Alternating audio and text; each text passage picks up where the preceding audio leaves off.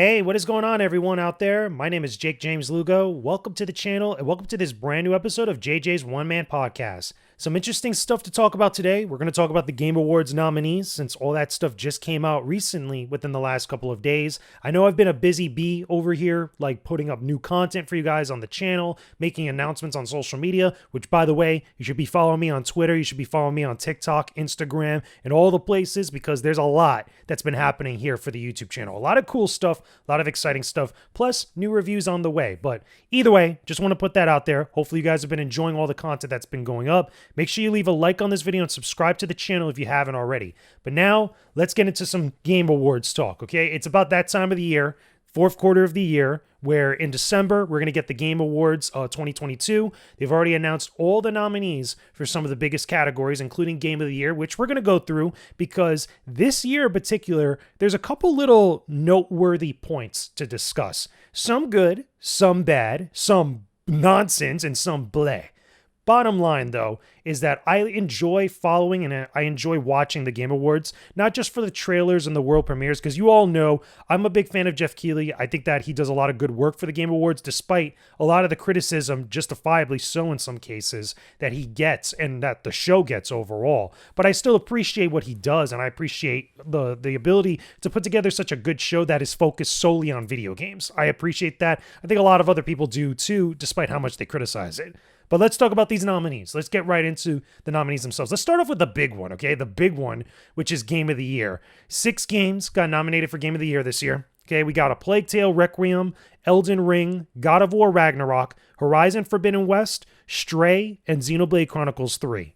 Now, good list overall.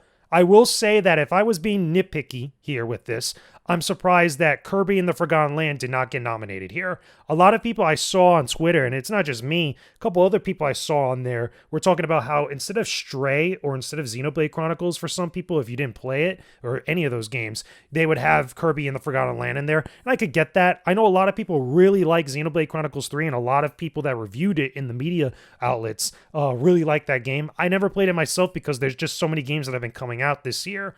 Because I played a lot of the other big ones that are on this list, including Elden Ring, God of War, Horizon. I played Stray. I don't know if Stray is a game that I would say personally for me is Game of the Year material, but I understand why people liked it. I think that also some people, especially in the media, have an obsession over cat stuff, so maybe that gave them a little bit of the extra nod.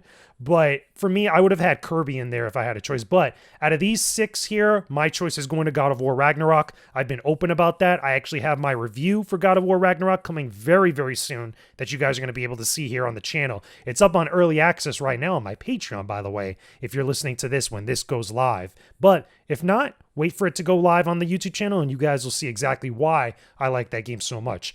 All these other games have various different things, pros and cons, especially Horizon Forbidden West. I thought that game was good too. Definitely a Game of the Year contender for me as well. Elden Ring, I've been open about. I understand why people like it. Not for me. I don't think the game is Game of the Year material. I had other issues, and I've talked about that to death. But let's move on to the next category. Let's actually go to Best Game Direction. Now, some of these I'm going to run through kind of quickly because there is a lot of categories, and I'm only going to really give minor comments, except for the ones that I feel like there are bigger conversations to have, which we're going to get to in a bit.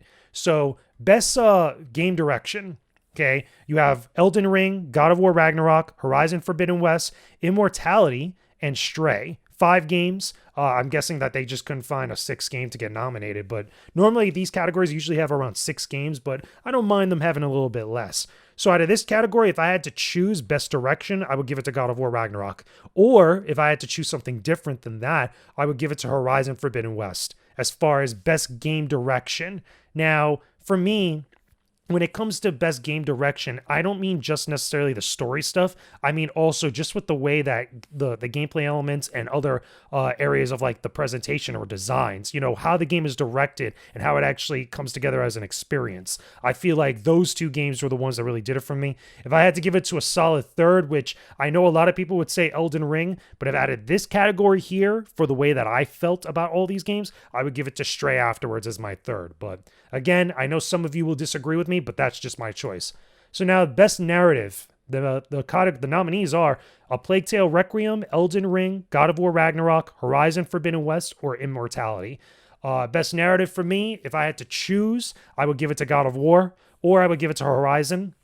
Again, a lot of people are going to say Elden Ring for a lot of these categories for many different reasons, but some of them I feel like Elden Ring is not as good as some of these other nominees. But again, just skipping over that, I've talked about that to death. So, best art direction. Now, this is where things start to get a little bit kind of like mixed up because you have Elden Ring, God of War Ragnarok, Horizon Forbidden West, Scorn, and Stray. Now, out of this category, if we're talking about best art direction, as much as I love some of these other games, I would give it to Stray because as far as art direction is concerned, I think a game that should win this category is a game that looks and has a really unique style to it as far as presentation is concerned. I think the second runner-up for me, if I had to choose, would be Scorn because that's a game. Scorn looks like something out of like a H.R. Geiger or H.R. Giger thing, kind of like the Alien movies. It's just that style just looks very unique and is very different than everything else that we've had here. But Stray is like a cyberpunk, like, pseudo kind of like post-apocalyptic adventure that I felt that presentation, that art direction still looked really freaking good. So moving on from there, best score in music. Best score in music, if I had to choose out of this list, now the nominees are Plague Tale Requiem, Elden Ring, God of War Ragnarok, Metal Hellsinger, and Xenoblade Chronicles 3. Now, I didn't play Xenoblade Chronicles 3, but I'm pretty sure like a lot of people love that soundtrack, so I give that a nod. But if I had to choose out of here, even though I didn't play this game, I did hear some of the music from it, I would give it to Metal Hellsinger, because that entire game is based around that soundtrack. And that soundtrack, if you love metal music, if you like hardcore rock, that's a soundtrack that is freaking fantastic. These other games, Plague Tale, Elden Ring, God of War Ragnarok, have great music, have great musical scores. But if we're talking like the best music soundtrack, period, I gotta give it to Metal Hellsinger. That's just my choice there. Best audio design. So we're talking audio. We're not talking specifically music. We're talking about in-game audio, sound design, and stuff like that. Call of Duty Modern Warfare 2, Elden Ring, God of War Ragnarok, Gran Turismo 7, or Horizon Forbidden West.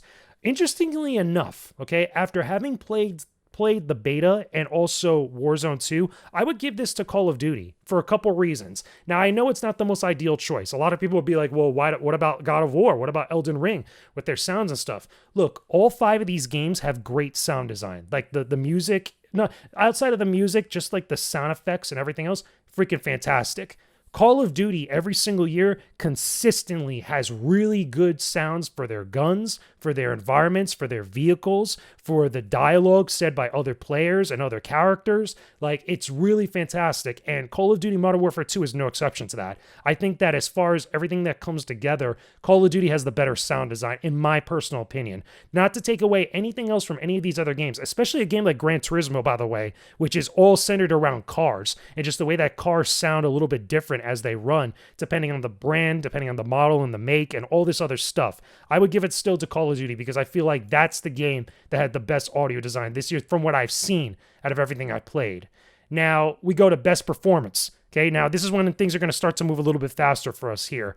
We have Ashley Birch for Horizon Forbidden West, Charlotte McBurney for A Plague Tale Requiem, Christopher Judge for God of War Ragnarok, Manning Gage for Immortality, and then Sonny Stuljic for God of War Ragnarok. I'm going to give this to Christopher Judge because I feel like in God of War Ragnarok, he has the best performance out of everybody, hands down, in that game. Now, I also have to give it also to Sonny because of Atreus. I think Atreus has a lot more dialogue in this game this time around. However, out of all these people, again, I didn't play A Plague Tale, I didn't play Immortality, so I don't know too much about them, so I can't vote for them. But I have to give it to Christopher Judge. Even though I know Ashley Birch did a fantastic job in Horizon, Christopher Judge did an awesome job with Kratos this game. There's so much more like dimensions and depth with Kratos' character this time around. There's a lot of emotions all over the place with what's going on in that game. He did a fantastic job. You got to give it to Chris. Chris did a fantastic job there. So, games for impact. This is one that I don't really care for too much. I know a lot of people are kind of meh with it, but you got a Memoir Blue, As Dusk Falls, Citizen Sleeper, Endling, Extinction is Forever, Hindsight, and I Was a Teenage Exocolonist. I never played any one of these games. I've only heard about them briefly, so I'm not going to give a pick. Was it Best Ongoing Game? Now this is where things get a little more interesting. Best Ongoing Game. So games that have been going for a while. Apex Legends, Destiny 2, Final Fantasy XIV, Fortnite, and Genshin Impact. If Fortnite doesn't win this, let me put it this way, because with the way that they've done so many crazy collabs and other content afterwards, I feel like this is going to go to Final Fantasy XIV. Despite how much Genshin Impact has been ongoing, despite how Apex Legends has had a big following, despite how much Destiny 2 has lingered around, I still feel like Final Fantasy XIV has the best expansions, has the best player support, has the best community amongst all these games, with the exception of Fortnite, because Fortnite is just so massive. It's like so ridiculously huge and crazy at this point. Best indie game. Now, here's a really interesting one, right? Best indie game nominees. We got Cult of the Lamb, Neon White, Sifu, Stray, and Tunic.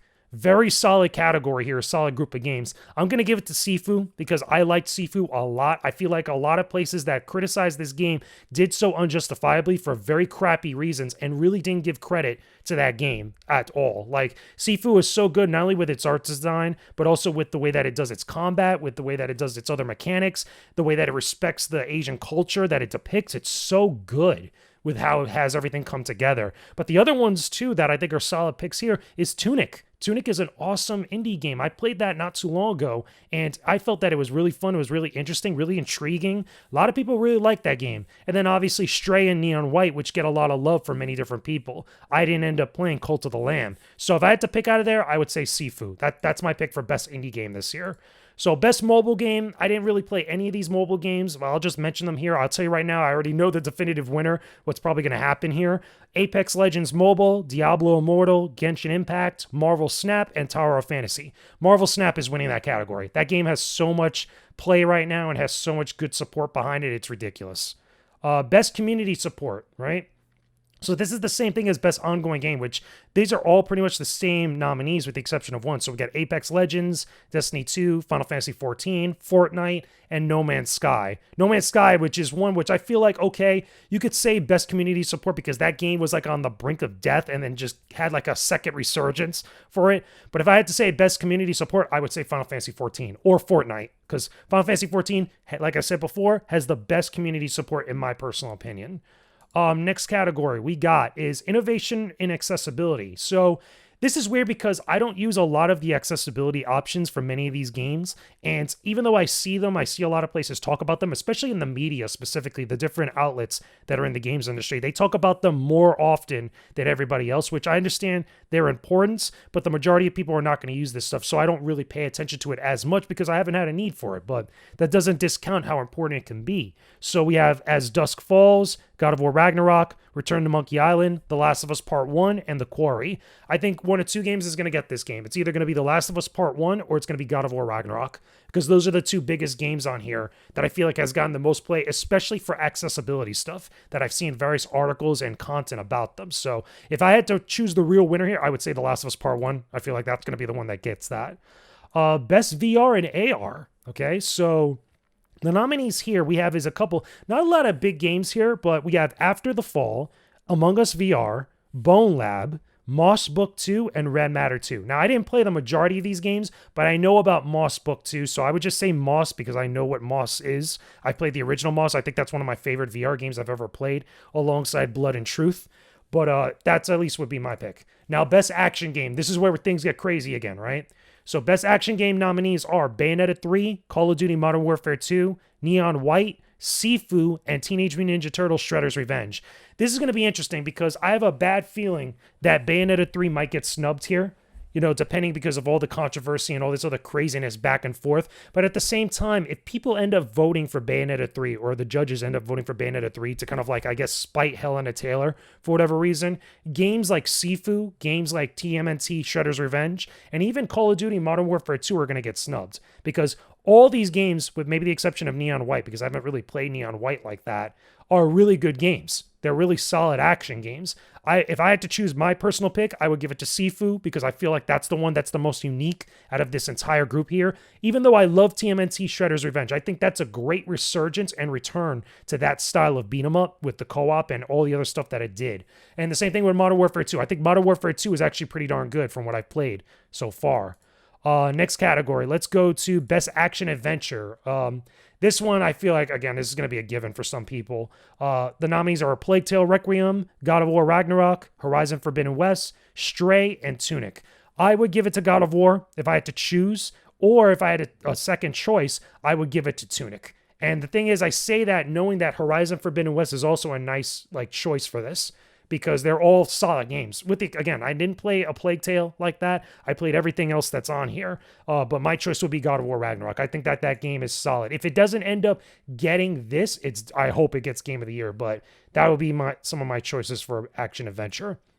Now, best role-playing game. I can tell you right now what game is going to win this, more than likely. But best role-playing game, nominees are Elden Ring, Live Alive, Pokemon Legends Arceus, Triangle Strategy, and Xenoblade Chronicles 3. If Xenoblade Chronicles 3 doesn't win this, it's going to be Elden Ring, hands down. Because I don't think that Triangle Strategy and Live Alive have enough of support from the greater gaming community as much as they do the RPG community. And I feel like those two games, if Elden Ring doesn't win it, Xenoblade's going to win it. If Xenoblade doesn't win it, then Elden Ring is going to win that. I don't think Pokemon is getting anything, to be honest with you.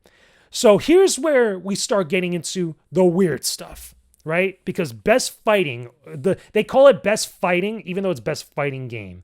This is where things get weird, and I want to bring up some stuff that Maximilian Dude had talked about recently. You guys know I've mentioned Maximilian Dude a couple times. Love his content. He brought up some really good points about this category, but the nominees for this one are DNF Duel, JoJo's Bizarre Adventure All-Star Battle R, The King of Fighters 15, Multiverses, and, get ready for this, Sifu. I'm not kidding. Sifu, for whatever reason, is nominated in Best Fighting Game category, which is stupid. I don't agree with this. I think this is a big L for the Game Awards. Whoever was on the voting committee for the nominations of stuff for any of the outlets, this is a big L. And it feels like to me, either one, they didn't have enough fighting games that came out this year to nominate, to actually include in here, or two, they really are stretching the actual definition of a fighting game in the worst way possible. Now, I brought up Maximilian Dude because he brought up two things that I agree with, these are very good points. Number one, fighting games, as far as like an awards show like this, should be games that are head-to-head games, that have a two-player mode or a versus mode, that are actually like head-to-head between players, which is why Sifu really shouldn't be on this list. But on top of that, there was other games that came out this year that could have been perfect for this nomination. You could have had two other extra games. And he brought up Rumble Versus, which is a very clever and very interesting pick, and also the Capcom Fighting Collection. Because here's the problem. The Capcom Fighting Collection you can nominate as far as like a fighting game or collection. The reason why it's probably not on here is because it's a collection, but you have JoJo's Bizarre Adventure All-Star Battle R, which is a re-release of a fighting game from before, which technically some of these other games are older, but if you're going to look at it as like a package, I don't see why not you wouldn't include it in here, even if it's not going to win. Like, I don't think that game should win Best Fighting Game over any of these other categories, with the exception of Sifu, but it should at least be put within the correct categorization. I feel like you take out Sifu, you put in Rumble Versus, you put in Capcom Fighting Collection, and there's your better collection of nominees. I think out of this category, more than likely, if Multiverses doesn't win it, then the King of Fighters 14 is going to win this, hands down. But I think Multiverses is going to be the bigger one that actually wins this category.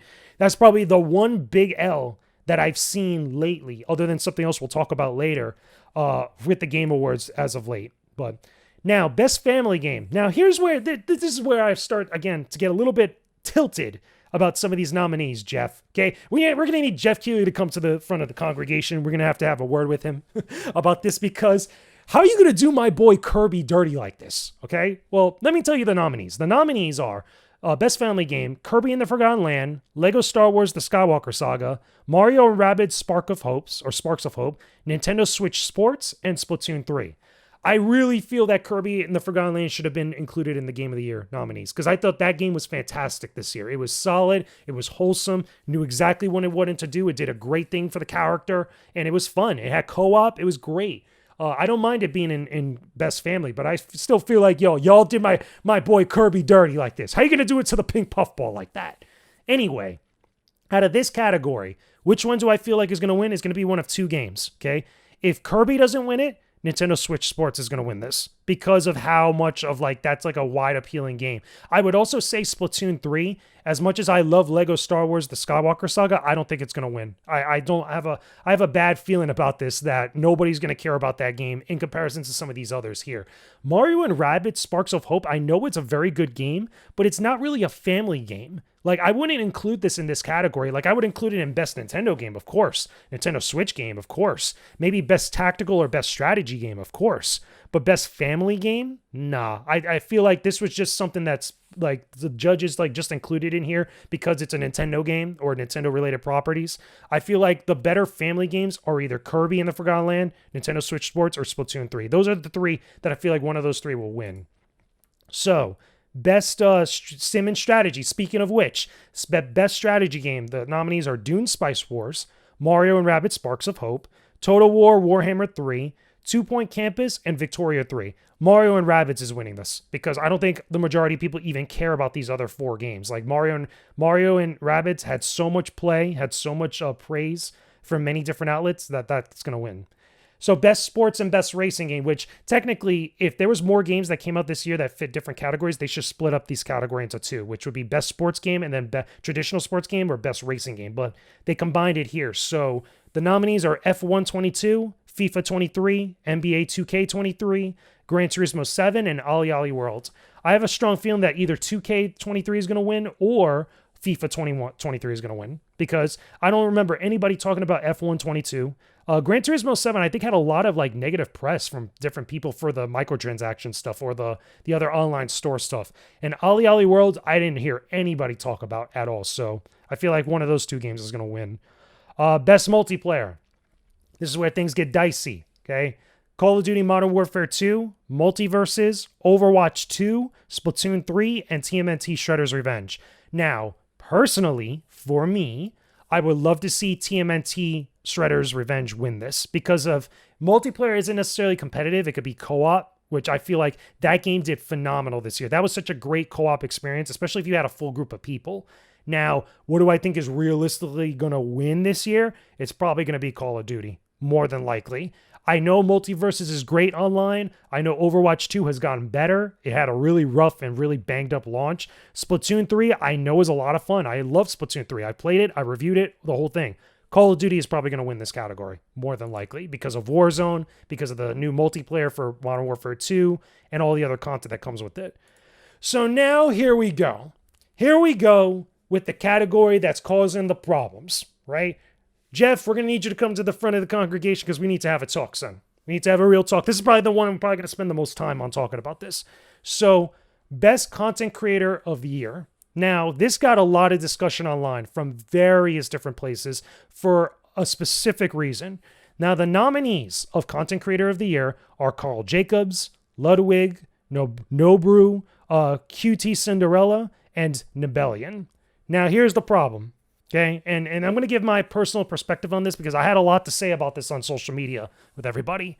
Nebel, that from Twitter, the guy who left Twitter not too long ago, should not be on this nomination list, hands down. Because we're talking about content creator, okay? By their own definition, even here on the website that I'm looking at, for a streamer or content creator who has made an important and positive impact on the community in 2022. The problem is that Nebellion is not a content creator. Nebellion is a guy that was on social media that was aggregating a lot of the news from different places, putting it on his Twitter feed and sharing the news, which nothing wrong with that, but that's not a content creator. I think this is a very loose and very, very, very open interpretation of what a content creator is.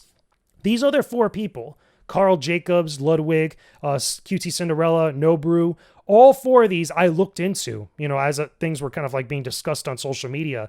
They all make original content, like in places like YouTube, places like Twitch, probably TikTok as well, and all their other social media platforms. They're making original content. All these 4 are content creators. Nebellion doesn't do that. He only just gathers info and puts it together on a Twitter feed. That is not a content creator, in my personal opinion. You could say it is because he's putting his own personal Twitter feed and actually being a resource for a lot of people. That's totally fine. But that doesn't make him an original content creator. I feel like this is a very big stretch. This feels like a pity award, or at least is being made to feel like a pity award for what happened to Nebellion not too long ago. If you didn't know in the news, what sparked this whole discussion with the Game Awards is because Nebellion decided to leave Twitter because he couldn't monetize on Patreon his ability to aggregate different news. He was trying to find a way to make money off of that and actually try to make it into a means of living, and he couldn't do so. And, that sucks. I get it. That's hard. It's very hard out here and stuff, but that does not mean what he did as much as people appreciate him, that he is a content creator like this. I think that if he ends up winning this award at the Game Awards, it's not only going to be looked at as a joke, it's going to be looked at as a way, it's almost kind of like spitting in the face of some of these other content creators that I see here that are nominated. And a lot of people have even discussed, like, why is this even an award in the first place? Because granted, content creation, streamers, YouTube content creators are all important to the games industry in different ways, because you guys help build up the community, and not just your own micro communities, but the larger gaming community as a whole. You guys make content and keep the conversation going. I understand there's an argument to be made there that really the focus should be focused more on the games and more on the people that create the games, as opposed to the ones that are the fans that talk about them. But there's an argument on both sides with this.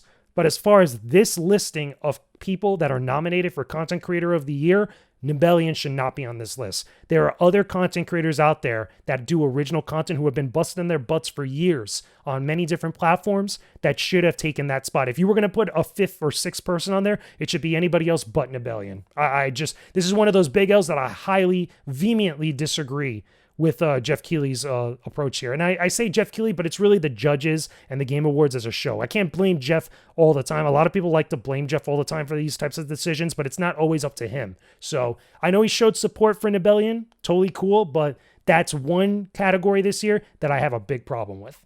So let's move on to Best Indie Debut, okay? Or Best Debut Indie Game, I should say. Okay, so the nominees are Neon White, Norco, Stray, Tunic, and Vampire Survivors. Vampire Survivors came out not too long ago, which is like very, very soon. So it's a little weird to see it on here because it was like, I played this about a week ago, give or take, when it went up on Game Pass. But regardless, if I had to choose out of this list, I'm giving it to Tunic because I feel like Tunic is the better indie game. Granted, a lot of people might go with Stray. I could totally understand that, but my pick would be Tunic. Besides that, Best Adaptation. Now, Best Adaptation is pretty much any sort of like multimedia property that's adapted from a video game. I don't think we should have this category because it's nominating other things that are not video games, even though they are based on games. Like, you could give recognition. I think that all these things should get recognition at the show, maybe commercials or like trailers or something or whatever. But to give them an award like this, I don't know. I find that to be a little bit weird. So the nominees here are Arcane League of Legends, Cyberpunk Edge Runners, The Cuphead Show, Sonic the Hedgehog 2, and Uncharted. I'll tell you right now, I think Arcane's going to win this. If Arcane doesn't win it, then Sonic 2 is probably going to win it. And the thing is that all these things most gamers enjoyed, that are fans of these different properties. Like, these weren't all bad. Some people say that Uncharted was bad, but I don't think Uncharted was bad, like, garbage. But some people would also give it more to Cyberpunk Edge Runners because of how it was received on Netflix. But I think Arcane is really going to be the one that wins that one. So, most anticipated game. This is another category that's a little bit skewed because this really comes down to who's got the bigger fan base, in all honesty. The nominees are Final Fantasy XVI, Hogwarts Legacy, Resident Evil 4 Remake, Starfield, and The Legend of Zelda Tears of the Kingdom. The Legend of Zelda Tears of the Kingdom is going to win this because everybody that's a big Nintendo fan is going to want to support the Nintendo game. Even though I'm excited for Final Fantasy XVI, I'm excited for Hogwarts Legacy. I think Hogwarts Legacy, no matter what it does, is always going to have this like big like tilted thing out of its favor because of like the way that it's been received and the way that Harry Potter has been received by a lot of people in the media because of their thing with J.K. Rowling. I think it's very unfair to that development team. No matter what they do, even if they make a fantastic game, it's always going to be given like an unfair, like, tilted disadvantage. Same thing also goes for games like Starfield, even though I know Starfield is highly anticipated. But that's a game that's like, it doesn't have as big of a fan base, I would argue, as like Legend of Zelda or like Final Fantasy 16. It's just, this is a weird award, but it is what it is. Best esports game. Now, this is another one where it's a little hard to vote because I don't play any of these games for the most part. Like, we got Counter-Strike Global Offensive, Dota 2, League of Legends, Rocket League, Valorant. Most of these games, or at least this category, doesn't really change throughout the years for the Game Awards. But if I had to choose which is the bigger game out of here, I would say Valorant. I think Valorant is probably going to win. If Valorant doesn't win, I would give it to Rocket League. If Rocket League doesn't win, I would probably give it to Counter-Strike because a lot of these games are played in like really big events and big esports competitions. So whichever one has the bigger following, more than likely. Best esports athlete. I don't really care about this, so I'm not even going to say my pick. It's just we got a bunch of different esports players, people that I don't know that are big in that scene. That's cool. Best esports team is the same thing. Best esports coach, the same thing. There's a lot of esports stuff here that they're really going hard to try to like really put a shot there. The only thing I could really like comment on out of all this esports stuff is best esports event. And my vote would be pretty obvious because the nominees for that are EVO 2022, 2022 League of Legends World Championship, the PGL Major Antwerp 2022, the 2022 Midseason Invitational, and the Valorant Champions 2022. Some of these events did not watch, do not care for them, don't know anything about them. I do know a lot about EVO. I did watch EVO. I had friends go compete at EVO. Plus, they also showed the teaser for Tekken 8. So that's like an obvious choice for me. So there's not much I could really say about this other esports stuff. But anyway, that's going to do it for all the nominees and all the different categories for the Game Awards 2022. Like I said, there's some good picks for games in some of the categories. I think Game of the Year is going to be an interesting decision or interesting turnout for what we get this year at the show. My pick, like I said, my pick for most of these categories as far as Game of the Year is God of War Ragnarok. That's the game that I had the most fun with. I only played it recently. I know that there's been a conversation about games that come out later in the year as opposed to earlier in the year. I think also there's a thing to be said about fan bases and sales and stuff. But when you really get down to it, the way that these awards should work, really in reality, besides like, the biases and the little bit of like, skewing with some of the voters and the judges and stuff from a lot of different outlets, it really should come down to the game that had the best overall package. Not the game that you play the longest, not the game that sold the most units, not the game that has the biggest fan base. What's the game that had the best overall package of an experience? And for me, that game was God of War Ragnarok. I'm sorry, Elden Ring fans. It's just the way it is. I'm sorry, Horizon Zero Forbidden West fans. I'm sorry, A Plague Tale. I'm sorry for all that, okay? But God of War was the best game this year, hands down, at least for me. But that's just my pick. Those are just my opinions about all this stuff revolving the Game Awards 2022. Let me know your thoughts about this in the comments section down below. Tell me, what are some of your games this year that you want to see win in the categories? What's your best game of the year for 2022? What do you think about the Game Awards as a show and some of the stuff that I talked about, with the different categories, especially the Content Creator of the Year category? Again, that's like such a bigger conversation about other things that are outside of games. It gets a little bit crazy, but put all that in the comment section. Leave a like on this video. Subscribe to the channel if you haven't already, because very soon there's going to be more content coming up to the channel and a lot of good, fun, amazing surprises I think you guys are really going to dig. That being said, I will talk to all of you again very soon. Peace out and stay epic, everybody.